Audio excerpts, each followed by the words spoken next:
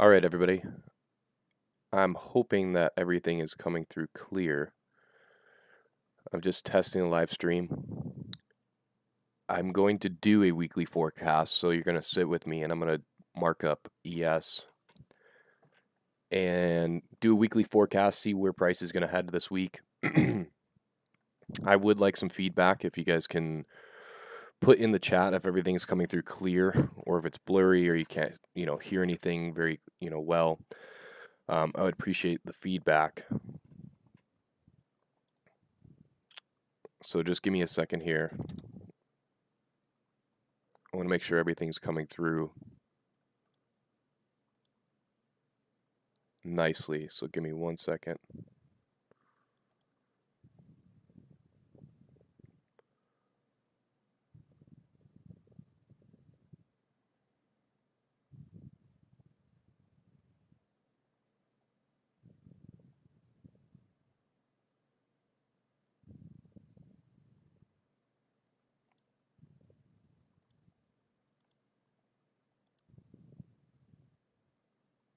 All right, perfect. I was able to get 1080p. That was the issue I was running into, was not being able to get 1080p. So hopefully everything's coming through clear.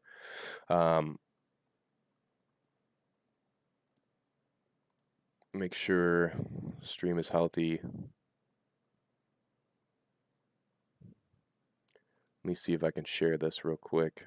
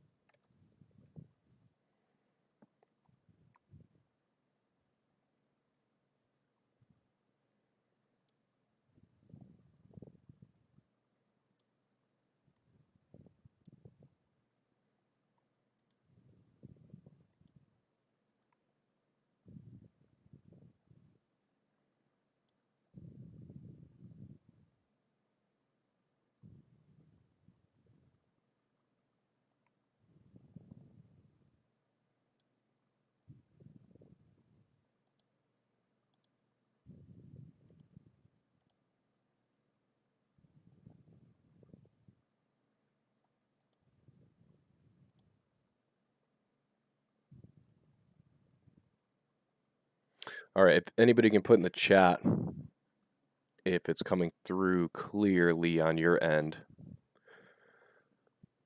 And if you're able to comment, that would be fantastic.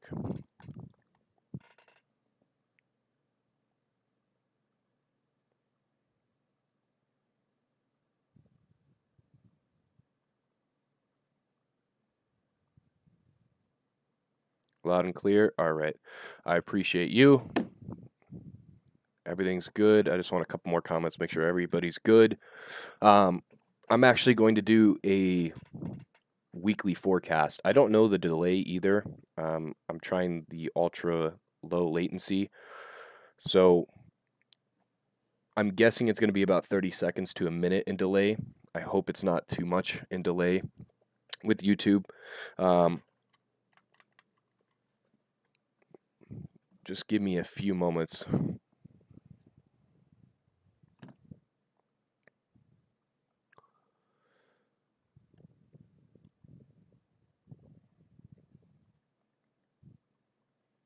I'm going to wait and see if we can get a couple more people in here. That way I know for sure everything's good. And then we'll get started for the week ahead. I'm only going to cover ES. I might cover the dollar. I want to do a weekly forecast on that as well. Like I said, this is just testing for this week, so I have everything prepared. I plan on doing a live stream tomorrow morning. I don't know the exact schedule for the week ahead as far as what I'm going to do. I may live stream every single day or maybe just a few days this week, depending on how everything goes.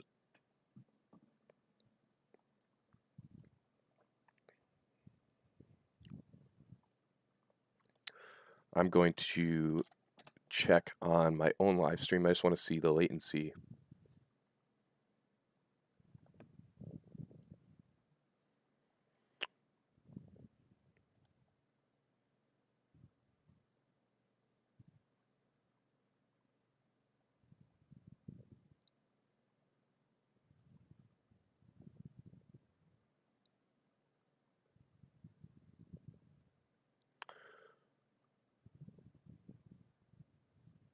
I'm gonna have to go back through OBS. That's what I'm using. So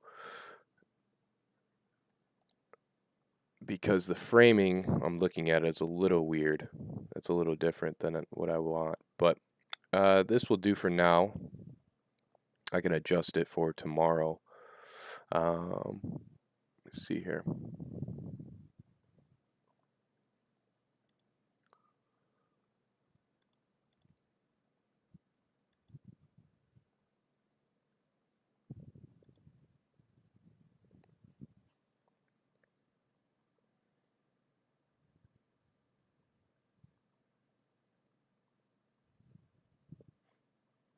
Just give me a few moments.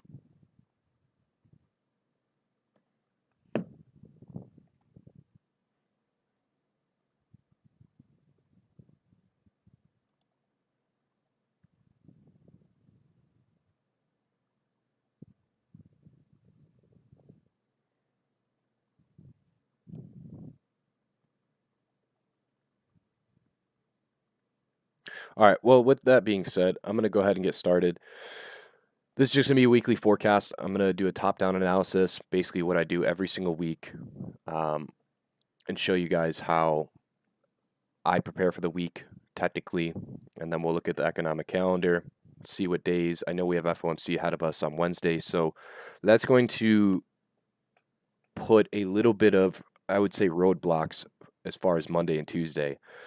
Typically with FOMC or CPI or even NFP, the day before or even 2 days before those major news event drivers, that can put some difficulties in price, meaning that there's not going to be typically a significant run in price the days before. Sometimes it's going to be held in consolidation. And what I've seen with that is typically they're preparing for that news event driver and they're building liquidity, they're building positions on both sides of the market. And once that event releases, then they're going to run whatever side's been building up the most. So that's just a tip for me and through experience is typically FOMC Monday and Tuesday, especially Tuesday. Those are, for me, less accurate and less precision days. So I'm very aware of that. And typically, I'm only really trading that Monday if there's a clear opportunity. Tuesday, I'm usually sidelines until Wednesday afternoon. FOMC can provide actually some really nice setups 30 minutes after that event releases. So you don't want to be trading within the first 15 to 30 minutes of FOMC. You want to wait for that first 30 minutes to unfold and then go in and see if there's a setup that presents itself. Sometimes there isn't, sometimes there is. I know last FOMC last month, there was actually some really nice price action. So with the conditions that we've been in, I really do enjoy volatility. I enjoy things that push volatility into the market. Since we've been in such a range-bound condition, I'd rather want more volatility than less. So we're going to start out on the monthly time frame here. This is what I do every single week, and typically with the monthly and the weekly chart, you don't need to go back to this every single day. It's something that you'll look back on. The weekly time frame, it's something that you'll go back on Sunday, at least for me, and even throughout the week, you'll see how it's playing out and how it's reacting to certain levels. But for me, the monthly time frame doesn't give me a whole lot of clarity, but it does provide some information. So this is personally how I mark up all my charts.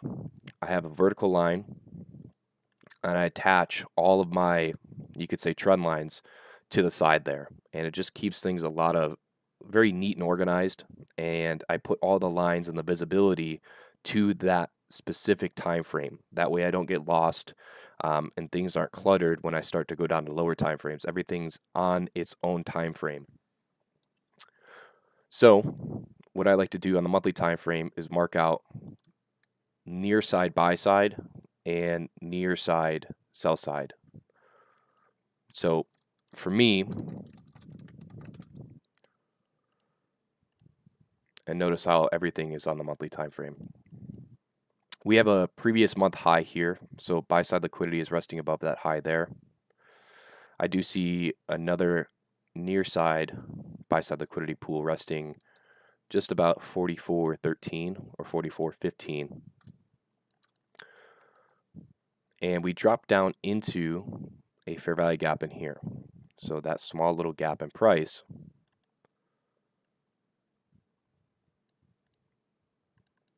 we dropped down into that, I believe, during October of last year. So ever since we dropped down into that fair value gap, we've been rallying away from it.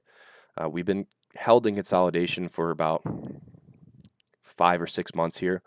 And that's the reason why I've been seeing such tough conditions, is because we've been getting held inside of a consolidation for multiple months now.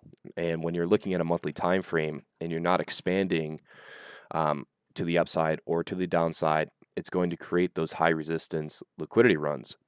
And it's the reason why conditions have been so difficult lately, is the monthly and the weekly time frame and even the daily time frame, we haven't been expanding. We've been kept range bound, which I do believe in the next upcoming month or a few months here, we should start getting out of that consolidation. And I'll show you on lower time frames why I believe that. So as far as the monthly time frame, I'm really only going to mark out a few things, which, like I said, is the near side buy side liquidity pool, which is resting above us.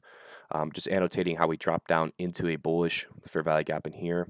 These last two down close candles, if you extend them out in time, that would be your bullish order block as well.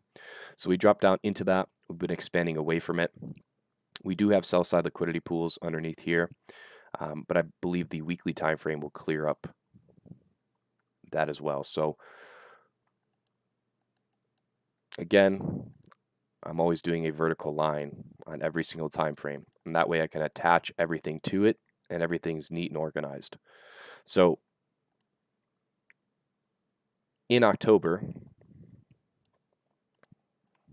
we didn't quite get down into this weekly fair value gap in here. I was looking at price when we were in 2022, if we could drop down into that weekly fair value gap and drop down into this weekly bullish order block, which we didn't get to. It's completely fine. The monthly time frame is the parent to the weekly.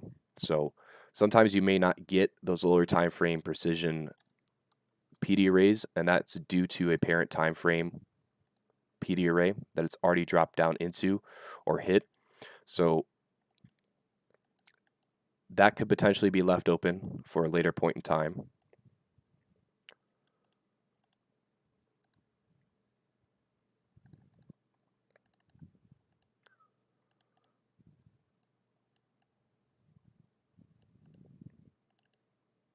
Like I said, I'm making sure everything is visible on this time frame.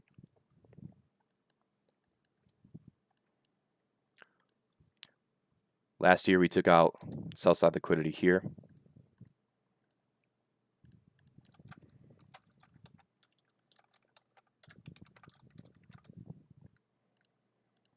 And ever since that point in time, we've been rallying away from it, and then we were kept range bound, right? Basically between this low here, and we got above this high, but we were kept inside of this little range here.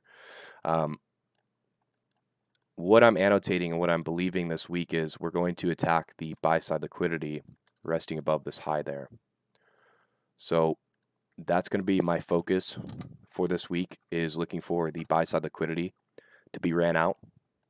And the reason I'm looking for that is because we came off of a weekly fair value gap in here. So there was a small little inefficiency that we dropped down into last week. And if you look a little bit closer, we dropped down into a bullish order block in here.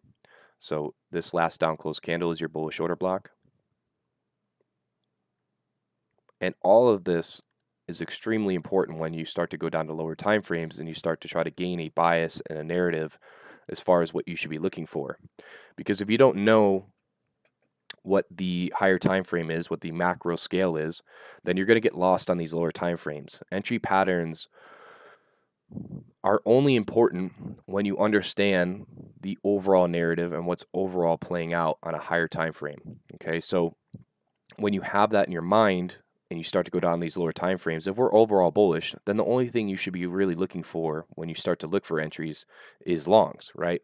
I can go the opposite way of the overall narrative, but I would prefer to only look for longs because it puts me in the highest probability state rather than me trying to short the opposite way of what the narrative is, right?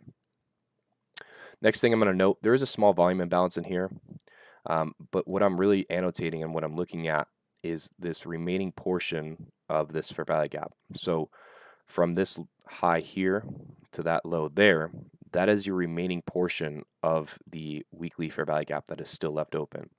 Okay, so what I'm going to do is I'm going to annotate that.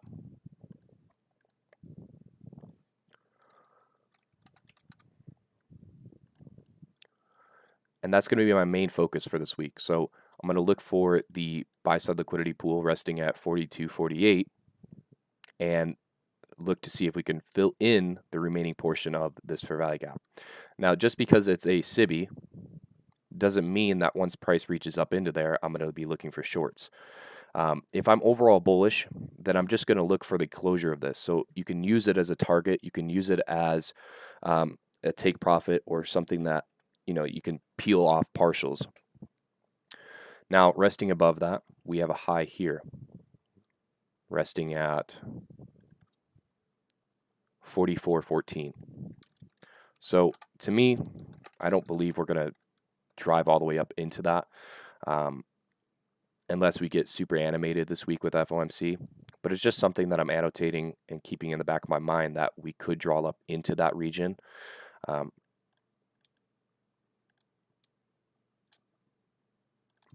This weekly fair value gap, we fully close that in. Excuse me.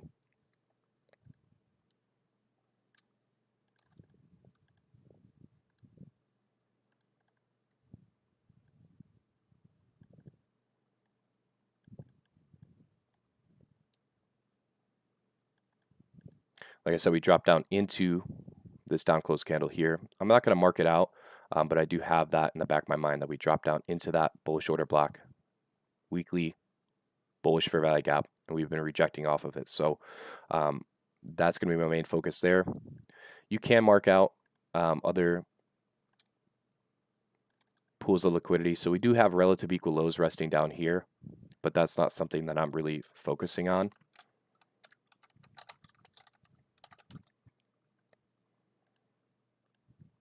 If you ever wonder why, price leaves certain liquidity pools, is they're going to leave that for a later point in time. So if we end up running the buy side liquidity here,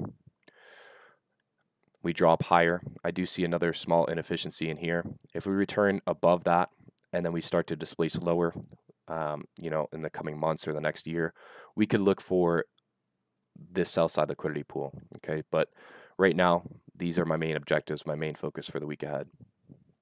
So now the weekly time frame is done. We're going to drop down to the daily time frame. Michael, when you find the narrative, do you think the entry setups that follow the narrative are cleaner in price action? Yeah, and that's exactly what I've been annotating with how I trade personally. Is you want to find entry patterns that are overall aligning with the narrative, because that puts you in the highest probability state. If we're overall bullish, you can find setups that go the opposite way, don't get me wrong, but it just makes things a lot more difficult.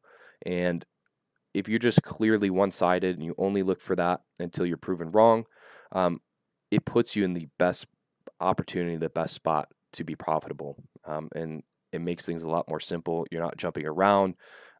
You're trading less often. It makes things a lot more smooth. So the daily time frame, I think, clears up a lot of things, especially coming off of the weekly time frame. Again, I put the vertical line, and this is just me personally. I'm not saying you have to do this.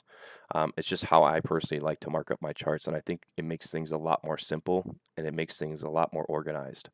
Because if your charts are not organized, if you are not understanding where certain levels are, and you have your visibility all over the place, you're going to get lost. If I had the weekly time frame, the monthly time frame, the daily time frame all visible, I'm going to get really, really confused. And that's just me personally, but through experience, I think it's best for you to do that as well. So we have a near side buy side liquidity pool resting at 41.98. We have relative equal highs here, resting at 42.24.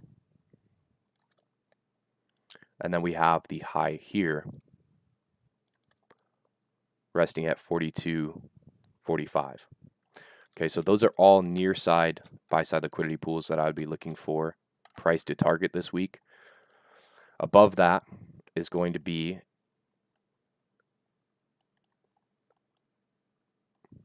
a volume imbalance. So I already know this because this has been on my charts for a long time, but there's a small volume imbalance in price. So if there's ever a volume imbalance or a liquidity void, those are strong draws on liquidity for price to draw into. And the reason for that is because the market or the algorithm seeks imbalances in price. Okay. It's really all it does is it rebalances or seeks imbalances in price.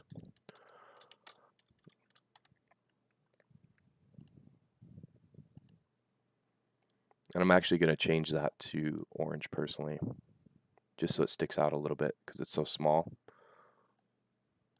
So even though it's very small and you may think that's insignificant, to me, that's very significant in price, especially as a draw on liquidity, okay? And the fact that this volume imbalance is resting in the exact same place that the weekly fair value gap was resting, the remaining portion of it, to me, that's coupled, right? It's more confluence. And above that, we have buy side resting here. Okay, so that's probably all I'm going to mark up as far as buy side liquidity pools. I don't think it's necessary to go back even further than that. And even here, I may take this off. I'll mark it up on lower time frames. I don't like to have too many lines on my chart. I don't like to have it super, super cluttered. Just makes things a little bit better for me. I'm going to annotate how we drop down into this busy here, but what I'm actually really looking at is this inversion level here. Okay, so this old SIBI, and it was actually a balanced price range.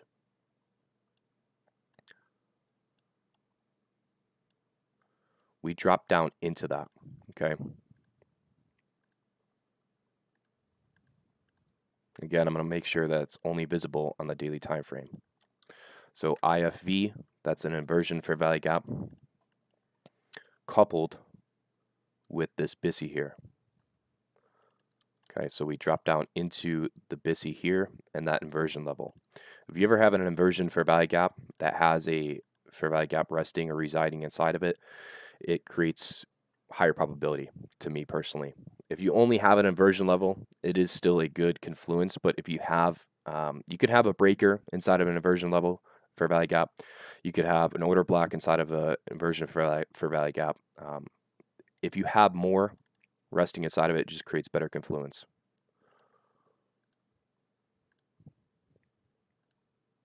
Go ahead and clone that.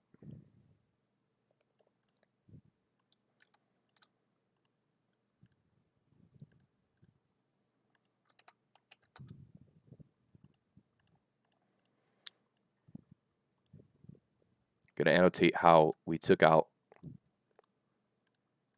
the sell side liquidity pool as well. And you can see how we were kept inside of this range for multiple weeks. And it's the reason why we are seeing such difficult price action is because we are stuck inside of a range, right? So we went ahead, took out sell side liquidity, dropped down into that inversion fair value gap, dropped down into that BISI as well, dropping down into a discount. And since then, we've been expanding away from it. And if you're inside of the Telegram, I was annotating how this SIBI that once was a SIBI, once we closed above it, that now becomes a inversion level, right? And I was talking about on Thursday before we opened up on Friday, how on the daily time frame, I was going to see if price could dip down into that and reject off of it. And this is how you're using higher time frames. You're using this context to go down to lower time frames and get a better clear picture and a better overall view as to what price should be doing.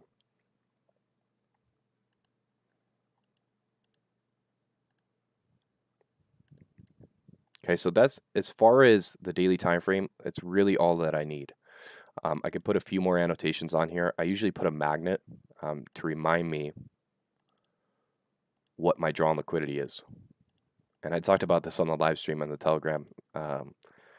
Some people think that the magnet should be placed this way, which obviously it should be, but for me personally, I just like it this way. Um, and it just reminds me, like I said, of what the draw is, where I should be looking to target, and what I should be looking to do going into the week and even throughout the sessions, because sometimes you can get lost in price, especially if you start going down to 1 minute or sub 1 minute. You can get lost as far as what you're looking for. And it just reminds me that, okay, I'm looking for buy side, I'm looking for higher prices, I should only be looking for longs. And if I start to get away from that, I have to realign myself. So now that this is done, I'm going to drop down into a 4-hour time frame. Again, I'm going to put the vertical line. And this is where I start to look at the time. So next Friday, that's the end of the week, is May 5th. So that's where my vertical line is going to be. Near buy side liquidity is resting above this high here.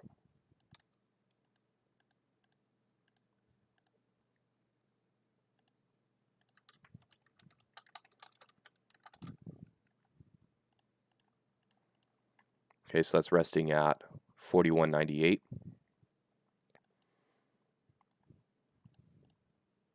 And then we have relative equal highs here,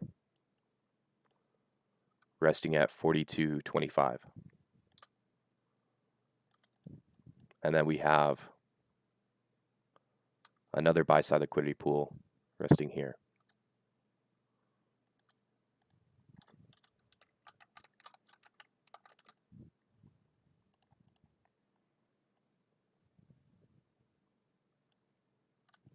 And if we look above this area here,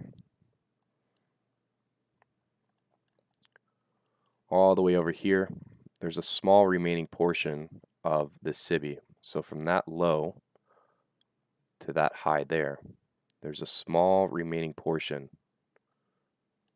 an imbalance in price. It's actually really from that high there. So right above that is your inefficiency in price, which I may keep off, or at least just keep it here. Like I said, I'm super OCD about my charts and the way they look. So I'm going to keep that there until we continuously drive higher. Then I'll extend that out in time. But I'm just annotating it so I know in the back of my mind, if we do climb to that higher price, we do have an inefficiency in price. Okay. What I'm going to annotate as well is how we dropped down and we took out sell side liquidity. And why is that important? If you're overall bullish, in a bullish climate, you're going to look for sell stops to be ran before going higher. In a bearish climate, you're going to be looking for buy side liquidity to be taken out before dropping lower. So it's very important, especially if we're overall bullish, we're going to be annotating how price took out sell side liquidity and then since then have been displacing higher. In here, we have a reclaimed bullish order block. So this last down close candle here, if you extend that out in time, was our bullish order block.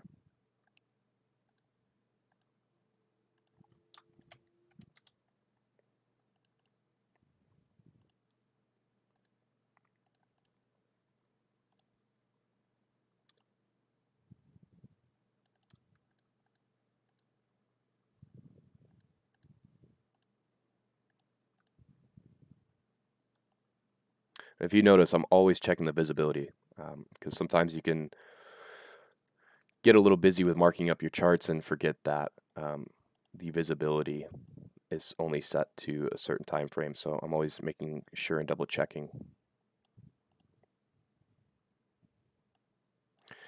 The bodies tell the story, the wicks do the damage. So look at the body closure. That's telling the story that we respected even the mean threshold of that bullish order block. So if you extend out the equilibrium there, we respected that very nicely, and we displaced higher from there after taking out what? Sell side liquidity. After that, we displaced higher, leaving a balanced price range in here. So from this high there to this low, we had a balanced price range. We dropped down into that on Friday and then displaced away from it, taking out buy side liquidity there, buy side liquidity there, and above that high there as well.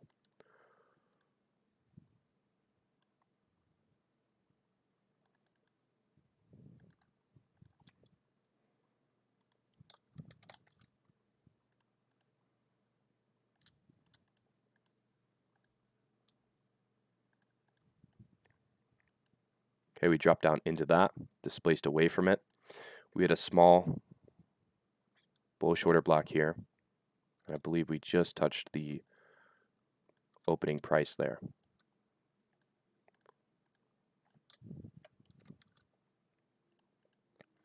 Displaced away from it. And we do have a fair value gap in here, which if I'm going to remain bullish, I'm only going to be looking for price to drop down into this. If anything, I'd rather see it leave it open. But if price does retrace before taking out the buy side here, that is a point of interest for me. So if price drops down into this, we'd be looking at lower time frames to see if we can get a rejection off of this to expand higher into the buy side liquidity pool. The BPR is an inversion for value gap. No. Yes, in a sense, but balanced price range is different than a inversion for value gap. Balanced price range, simply put, has no trading in between them. So you have a singular pass here and you have a singular pass here, right? And there was no trading that was done in between here. So a balanced price range means that there is no sell side or buy side delivery inside of here. An inversion level is different, right? If we went back out to a daily time frame, there was one singular pass here, but there was not a singular pass here. And an inversion level is a lot different than just a BPR. I see a lot of people teaching that incorrectly. So if you continue to stay with me, you're going to learn correctly about certain concepts in PD arrays, because I see a lot of misinformation on Twitter and on YouTube, people teaching these things very incorrectly. And you can see here on this inversion level, this is actually a balanced price range on the daily time frame now. So from that low, from that high to that low, and from that low there, that's your balanced price range. But before that, it was just simply an inversion level.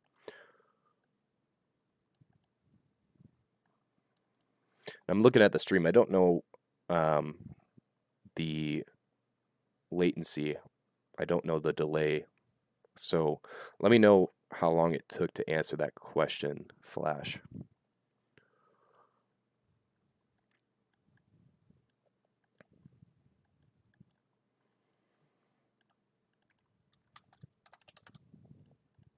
So we have our fair value gap here.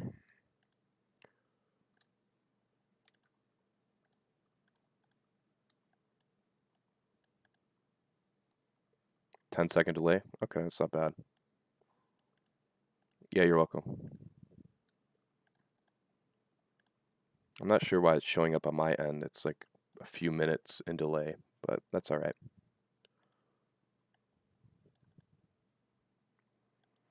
Like I said, I'd rather this be left open as a breakaway gap. And breakaway gaps just mean that price is extremely bullish or extremely bearish, depending on the climate that you're in. The ways to predict a breakaway gap, you can't always predict a breakaway gap, but there are times where you can predict a breakaway gap and you could trust that it will stay open. And that has to do with a lot of different contexts and things, as far as like higher time frame premise or SMT or intermarket relationships. There's a lot of things that go into it. I get so many questions as far as entries or just genuine questions, how to trust things, how to know when certain things are going to unfold. And you're going to learn through ICT and even myself that a lot of these questions I had myself are going to be answered through experience, through your own personal experience. A lot of the questions that are rising in your mind are going to be answered through your own personal experience. And that means, taking losses and learning. Um, I tweeted yesterday on my Twitter that I wish I could go back in time and I could tell myself that I didn't have to suffer through so much pain and agony if I just listened to certain people and ICT himself on what to do and what not to do. I stated as well as a lot of you are like me. Obviously, we're all human. Is I don't know if it's subconsciously, but it's almost like we want to learn these lessons through pain. And trust me, you don't have to learn these lessons through pain. You can just simply learn it through somebody else and take that knowledge and apply it rather than having to suffer. And I almost felt like it was a badge of honor to suffer through this pain and speak through that. But in reality, I really didn't need to do that. And I recommend that you don't do that. So just take the lessons and experience from people like myself or ICT and apply it. You don't need to suffer through the pain. All right. I'm going to put the magnet here. So remember, this is the draw on liquidity for the week ahead.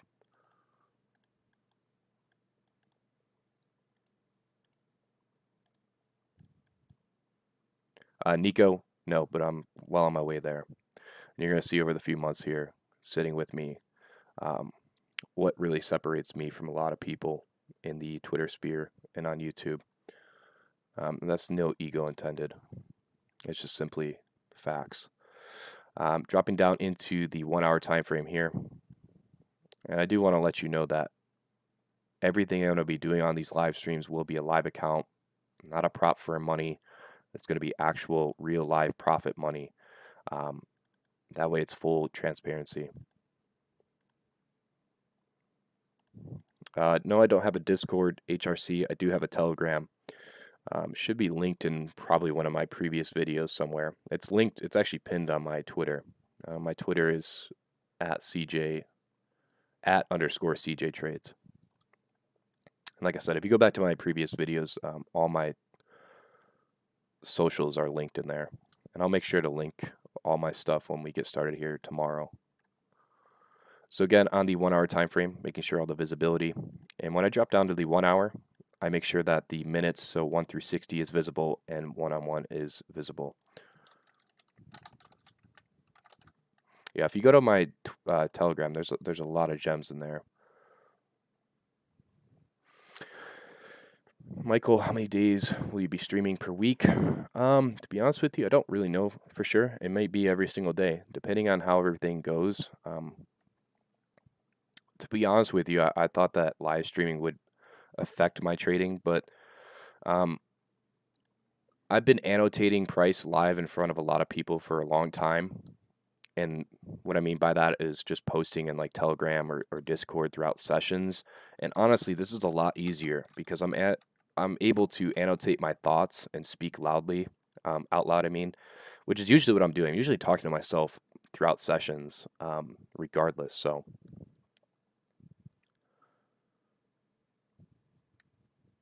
yeah, Nico, it's not necessary to suffer. Trust me, man. I've gone through so much these last 5 years that if that was one thing I could tell a newer student is just listen to people, listen to their experiences, and just take their advice because it's just not necessary.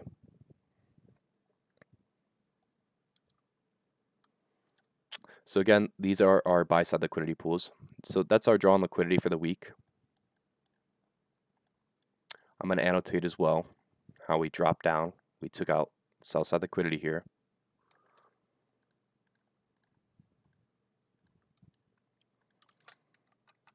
And all this is visible on sub 1 hour, so 30 minute, 15 minute, 5 minute. I have all my draws from my 1 hour down, all of them are visible on the lower time frames. You'll see why, because it's not necessary to do a 30-minute visibility.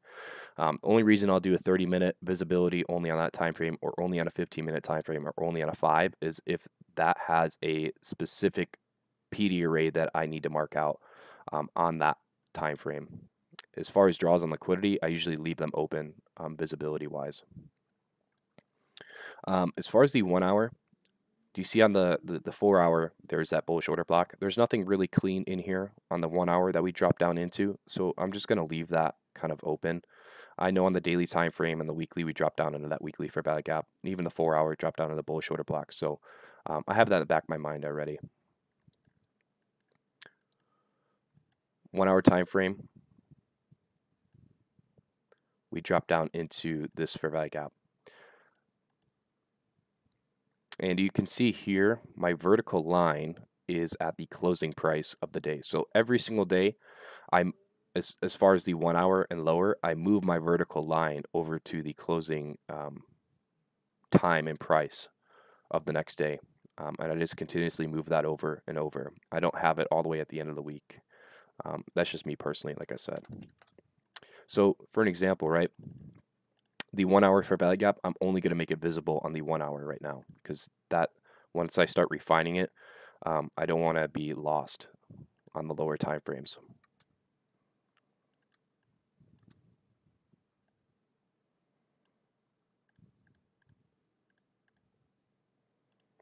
See here, that line is only on the 1 hour. Do you only trade ES or do other stuff like NQ bonds? I primarily only trade ES. I stick to one asset class. I stick to one time. I stick to basically one model. I do have multiple models, and you'll see that. But if I had to give advice, you stick to one asset class. You stick to one period of time. So you're either trading the AM session or the PM session, and you're only trading basically one model. If you can get good at that, all your probabilities go up, in my opinion. Because if you're trading, I also trade only one. I only enter off of one PD array. I want that to be known as well. That's something I wish somebody told me, because when I was going through the charter member, or at least ICT's private mentorship, I was trying to trade everything. I was trying to trade order blocks. I was trying to trade breakers, fair value gaps, mitigation blocks. I was trying to take entries. This is what I'm saying. I was trying to take entries off of all of these. So if I had to give a piece of advice, pick one PD array to use as your entries. It's whatever sticks out to you most. To me, the fair value gap sticks out the most to me. It's the easiest to use because it repeats a lot. But if you like the breaker, then only use the breaker as your entries.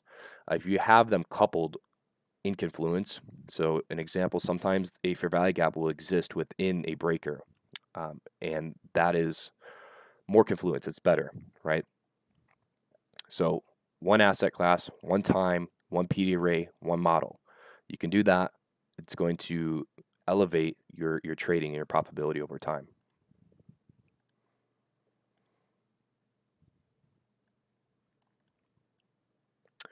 Look at the chat here. This is my first stream joining you and putting lots of great information. Didn't know the difference between BPR. Yep. Is tomorrow a holiday? You may be right. I'm going to have to look at that on my calendar. Going to be a fun year. Yes, sir. Yeah. I don't want to go too much on a tangent, Michael, but that's the reason why I'm doing a lot of these live streams and putting out content more now, is because I see a lot of people that haven't studied this material for a long period of time. You know, they only studied it for 6 months, maybe a year. They're out there teaching, and they're teaching it very incorrectly, and it's going to hurt a lot of you. And it sucks to see that, man. It really grinds my gears. We took out the buy side liquidity here. If you notice, I don't put a lot of shifts in structure. The reason for that is I think shifts in structure or market structure shifts are very subjective, and if you focus on draws on liquidity, I think it's going to suit you and help you a lot better than looking at shifts in structure. A shift in structure and a break in structure are two different things as well.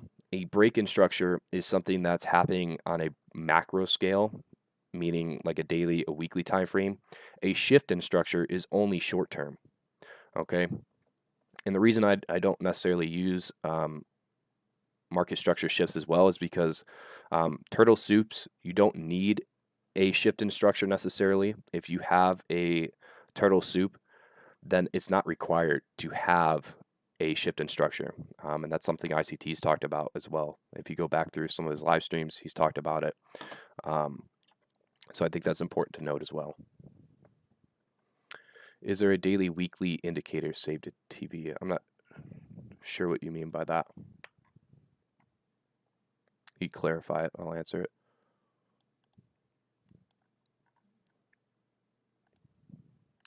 Let me get back to marking this up here. So the only thing I really do if we do shift above old highs or lows is I'm just putting that we took out buy side or sell side. I know in the back of my mind I'm overall bullish and I'm looking for higher prices and I'm just focused on the draws. So these are our draws. I'm focused here. That's my focus.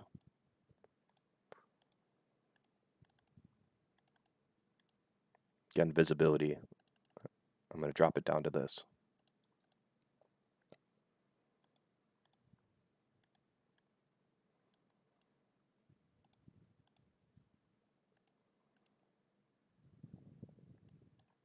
So those are our draws on liquidity. That's what we're going to be focusing on. So what does that mean? It means that when we dig into lower time frames and we dig into those New York session opens, is we're looking for potential sell side raids on lower time frames to then expand higher, leave a fair value gap or leave your entry pattern, and then you go long on that entry pattern to target the buy side liquidity.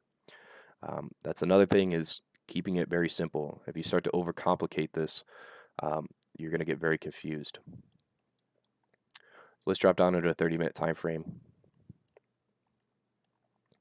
So you can see here, I don't have annotated. I actually have an indicator, new week opening gap and new day opening gap. It's by Kryptonite. It's a really, really good indicator. And I was annotating on Friday throughout the live stream on Telegram how price dropped down into that new day opening gap and the new week opening gap. If you don't know what these are, ICT has it on his YouTube channel. They're fantastic. It's just the opening gap price. So today when we open, see where the new week opening gap is and extend that out throughout the entire week, and price will utilize that very much like support and resistance.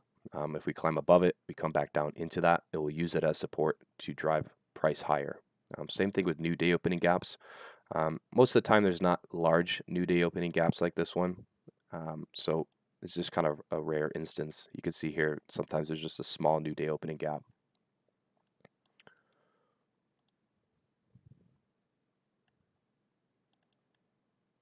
So 30-minute time frame. I'm going to extend this out in time. And this is where I only put it on the 30-minute time frame. So we drop down into that.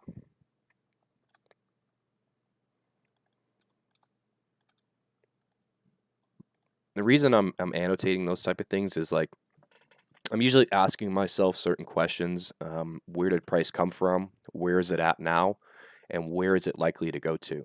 If you're asking yourself those three questions while you're trading, it's really going to help you. So where did price come from? Well, it came from a higher time frame perspective, came from a daily, weekly fair value gap on a 30-minute time frame. If you're trading on Friday, we came off of a 1-hour fair value gap, a 30-minute fair value gap, and probably even a 15-minute fair value gap. Where was it at? It was resting in here. Where is it likely to go? It's likely to drive into the buy side liquidity. So that's how I'm balancing. Basically, how I'm trading is I'm asking myself those three questions.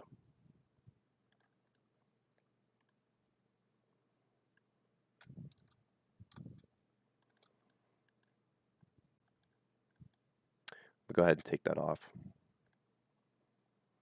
So again, we just drove above the buy side there.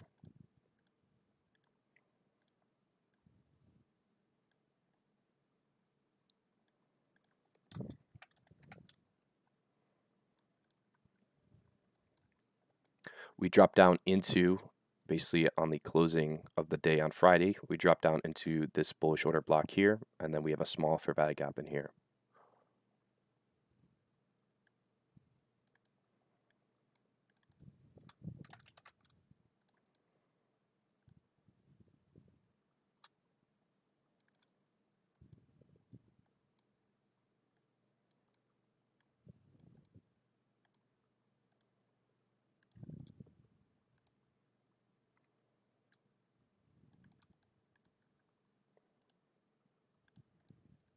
Okay, so we came off of that. To me, I would expect price to potentially open up higher. If we open up higher, that would be really good. If you're in a bullish climate and the Sunday opening price opens up higher, it's going to be a good sign to see higher prices. Um, I would like to see a decent size new week opening gap so we can use that for potentially the rest of the week. If you're in a trending market and you move away from the new week opening gap, that means you're in a trending market. But if you continuously keep coming back to the new week opening gap, it means you're in basically consolidation or range bound market.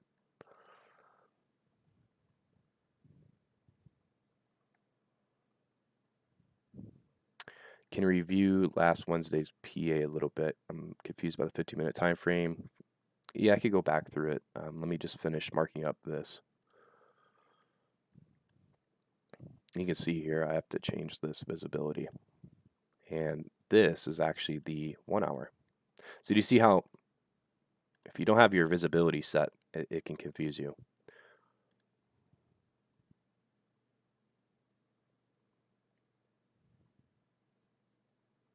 Okay, that's what you mean.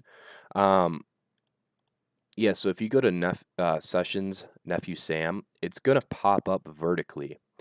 And then what you want to do is you'll go to the three dots and you'll go to Move To, and you go to New Panel, um, Existing Panel below. And that will bring up this, and then you can just adjust it to the times that you want. And I have this basically from my open to the end of the day.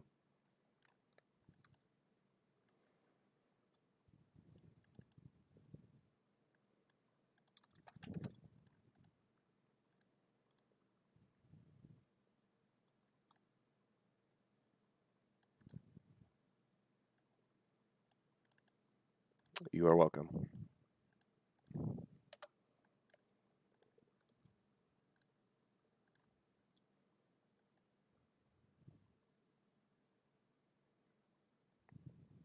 FYI, I believe during the live sessions, I'm not really going to have the chat window open. Depending if it's a slow day, then I'll answer questions and chat with you guys. But if we're in a session, I probably won't be really answering questions or looking at the comment section. I'm going to be primarily focused on price. I don't want to get distracted.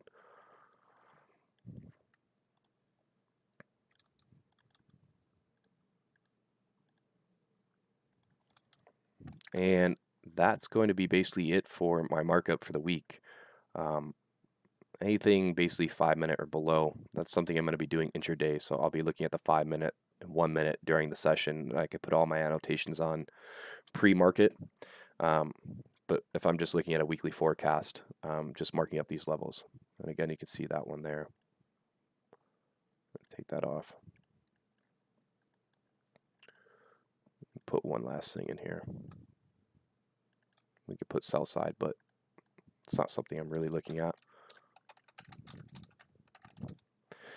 I'm going to briefly touch on the dollar.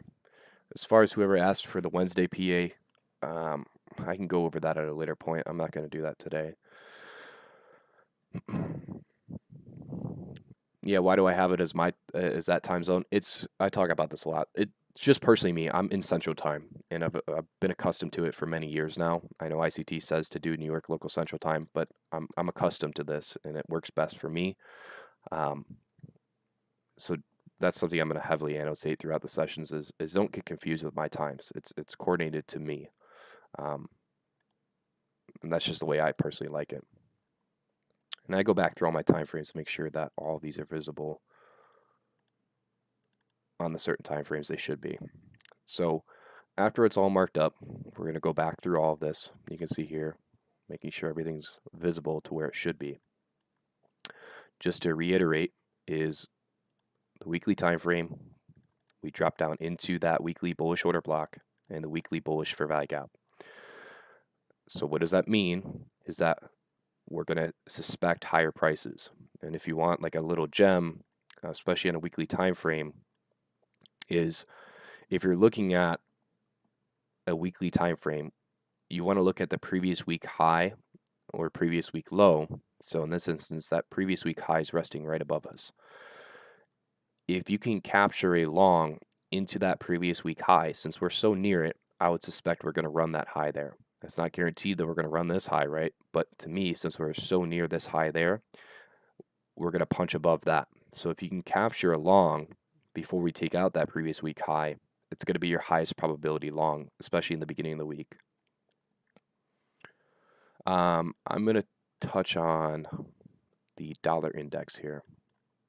And I'm not going to do a full markup. It's just going to be a quick analysis. I'm going to do this in my own time. But looking at, and the reason I'm using the dollar index, FYI, is it's called intermarket relationships, which the dollar does opposite correlated to ES or future contracts. Same thing with Forex, EU, GU is going to do the opposite. And you're utilizing this information because it's going to help you gain clarity on what ES should be doing. If the dollar is dropping lower and we suspect ES is going higher, then those are correlated, right? That's more confluence. So you're going to see throughout the live streams that I'm utilizing the dollar index. I'm utilizing even Forex. I'm utilizing EU, GU. I'm looking at NQ. I'm looking at Dow. And this is how you're able to know and trust certain setups. So people ask, how do I trust a fair value gap? How do I trust an order block? How do I trust these things to work? Is you're utilizing all of these different intermarket relationships. So dollar, we have a small fair value gap in here that we drop down into. We have relative equal lows here. We displaced higher, taking out the buy side there. I'll show on the daily time frame. It's a little bit more clear. As far as the weekly time frame, there's not much in inefficiencies wise. There's a small fair value gap here, but I don't suspect price is going to retrace into that before dropping lower. I think we just remain heavy. That remains as a breakaway gap, and we take out the sell side resting at 100.824. And then we can seek lower prices. So that would be our next draw on liquidity. And then we'll look at lower prices as we go here. But this is the weekly time frame. It's going to take time. Daily time frame. Let me make sure this is here.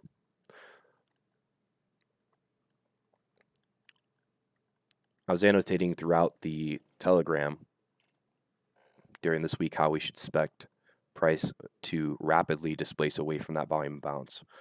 So we came up into that, we displaced lower, took out sell side here. These are now relative equal lows in here. I'm going to mainly focus on that low there is my focal point for the dollar this week. And if we suspect the dollar is going to continue lower to attack sell side, then we should what? Expect ES to continue higher, which we do, right? So that's using evidence. As a trader, you're very much like a detective. You're looking for evidence to support your analysis. So for me, dollar returned back into this bearish order block here. And that's why on Friday I'll show you why I was suspecting lower prices in dollar and higher prices in ES. And I know a lot of you are probably looking at dollar, looking at the relative equal highs and thinking price should have took that out, but I'll explain to you why you could have seen lower prices. And it's mainly from this daily time frame, right? People that tell you not to use higher time frames or not to look at daily bias, I think they're giving you very wrong advice. The daily time frame, the weekly time frame, those are the most important time frames. It's going to give you the best evidence as far as to what you should be looking for. So on Friday, returned back into this bearish order block, reclaimed, but rejected off of it very nicely. I would suspect that we see a down close candle within the next day or two. 4 hour time frame, there's not much in here, but there is a lot of buy side liquidity resting above here. But like I said, we did drive up into that bearish order block. So we can leave certain pools of liquidity intact for a later point in time. I don't know when, but to me, I would rather this be left here just for a later point in time. And that would push ES higher and the dollar can continue lower. So we have a bearish order block here. And for me, that's basically the last point of interest, especially the mean threshold. So mean threshold is basically equilibrium of order blocks, mitigation blocks, breaker blocks. That's all I'd want to see out of dollar. If we start climbing above that, that's going to be problematic for a bearish bias. If we start climbing above the equilibrium, we're not respecting that, or the mean threshold, then we could potentially look for the buy side. But for now, we have to lean on a bearish bias.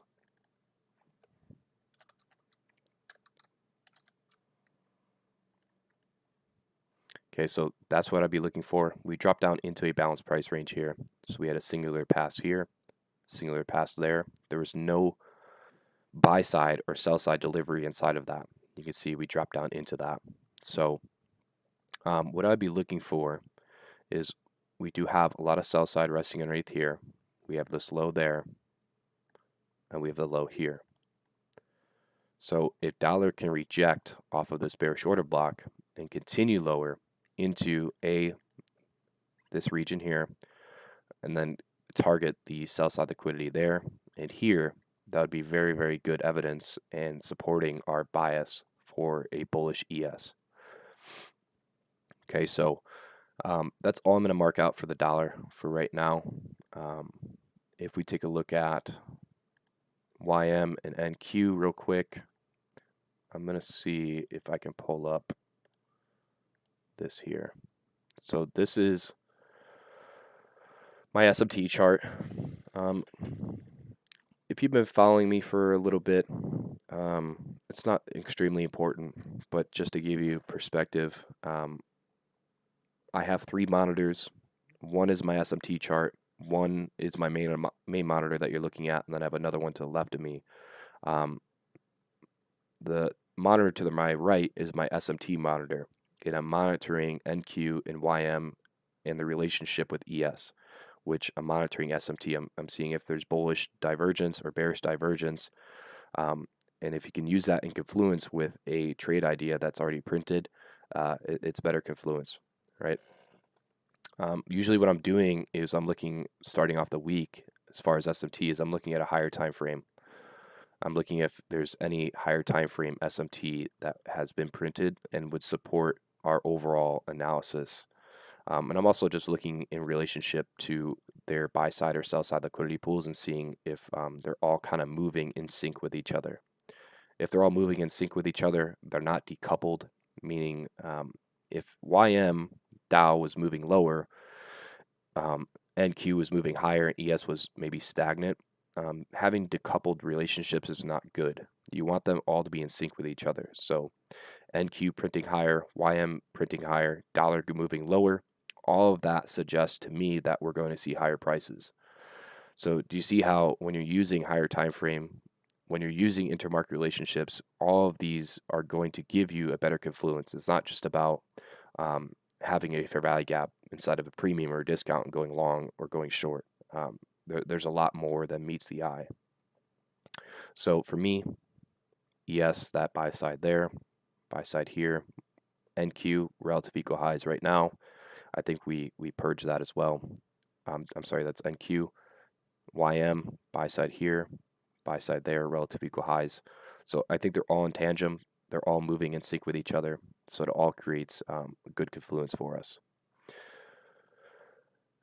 I think that's going to be it for today's live stream. I will update, make sure I will, if you go over to my Twitter, the Telegram is pinned to the top of my profile. So go to that. I'm mainly in Telegram. I'll try my best to update on Twitter, but I'll let you guys know as far as the schedule for the week and the times that I plan on live streaming. Besides that, I appreciate all you. If you have any questions or anything, you can feel free to message me. I'll get back to you as soon as I can. So until tomorrow, good luck and good trading, everybody. Be safe.